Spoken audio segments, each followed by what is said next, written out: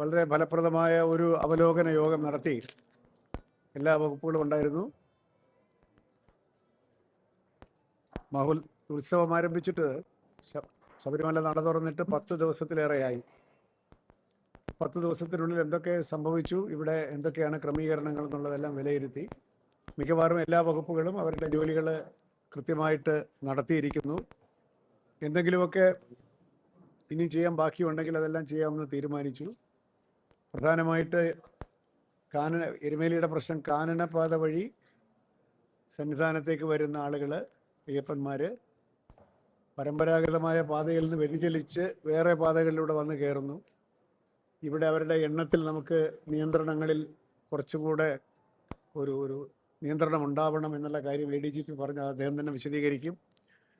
അത് ഫോറസ്റ്റുമായിട്ട് സഹകരിച്ചിട്ട് കാനനപാത വഴിയുള്ള ഭക്തരുടെ വരവ് കുറച്ചും കൂടി നിയന്ത്രിക്കുക എന്നുള്ള വാക്ക് ഞാൻ ഉപയോഗിക്കുന്നില്ല, ക്രമീകരിക്കാനും അത് അവിടെ തന്നെ ഒരു ആ സ്ഥലത്തിൻ്റെ പേര് എനിക്കെപ്പോഴും മറന്നുപോകും,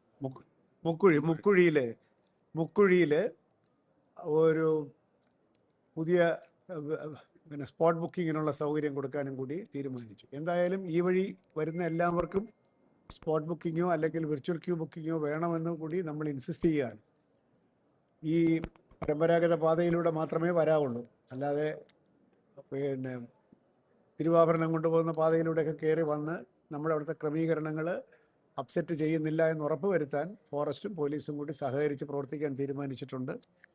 പിന്നെ ബാക്കി കാര്യങ്ങളൊന്നും അങ്ങനെ ഒരു വളരെ പ്രധാനപ്പെട്ട കാര്യങ്ങളല്ല. കൊച്ചു കൊച്ചു പ്രശ്നങ്ങളെല്ലാം പരിഹരിച്ചു പോയി. ഉദാഹരണത്തിന് നമ്മളിവിടുത്തെ പുഴയിൽ ഉള്ള വെള്ളത്തിൻ്റെ അവിടെ ചിലപ്പോൾ വച്ചിരിക്കുന്ന പമ്പിനകത്ത് അപകട സാധ്യത ഉണ്ടെങ്കിൽ അത് നീക്കം ചെയ്യാൻ, പിന്നെ ഹെൽത്തുകാർ ആവശ്യത്തിന് സ്നേക്ക് ബൈറ്റിൻ്റെ വെനം ഉണ്ട്, ആൻറ്റി വെനം ഉണ്ട് എന്ന് ഉറപ്പുവരുത്താനും, സിന്തറ്റിക് കുങ്കുമം വിൽക്കരുത് എന്നുള്ള കോടതിയുടെ ഉത്തരവ് കർശനമായിട്ട് നടപ്പിലാക്കാനും, ഭക്ഷ്യസുരക്ഷയുടെ പരിശോധന കുറച്ചുകൂടി ശക്തിയാക്കാനും, ഇത്തരം കാര്യങ്ങളൊക്കെയാണ് ഇന്ന് പ്രധാനമായിട്ട് തീരുമാനിച്ചത്. പിന്നെ കുറച്ച് വിശുദ്ധ സേനാംഗങ്ങൾക്കൊക്കെ നമ്മൾ കാശ് കൊടുക്കാറുണ്ട്, പണം കൊടുക്കാറുണ്ട്, അതെല്ലാം ഉടനെ കൊടുക്കണമെന്ന് തീരുമാനമായി. ബാക്കി കാര്യങ്ങൾ അതിൽ കൂടുതൽ പറയത്തക്ക കാര്യങ്ങളൊന്നുമില്ല. പ്രധാനമായിട്ട് ഇന്നത്തെ ഈ മൂവ്മെൻറ്റിൻ്റെ കാര്യമാണത്. ശ്രീജിത്ത് നിങ്ങളോട് വിശദീകരിക്കും.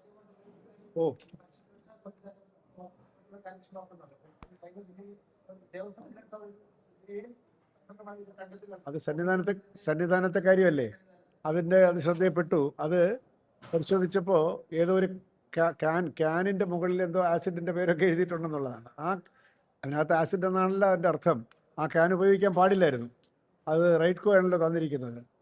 അത്തരത്തിലുള്ള ഈ വിജിലൻസ് പറഞ്ഞിരിക്കുന്ന അങ്ങനെ മാർക്ക് ചെയ്തിട്ടുള്ള ക്യാനിലെ തേന് നമ്മളിതുവരെ ഉപയോഗിച്ചിട്ടില്ല. അതങ്ങനെ തിരിച്ചു കൊടുക്കാനും പ്രോപ്പറായിട്ട് റീപ്ലേസ് ചെയ്യാനുമായിട്ട് നടപടി എടുത്തിട്ടുണ്ട്. ആ ക്യാനിൽ പരിശോധന തേനിന് തെറ്റില്ല, ആ ക്യാനിനേ ഉള്ളത്.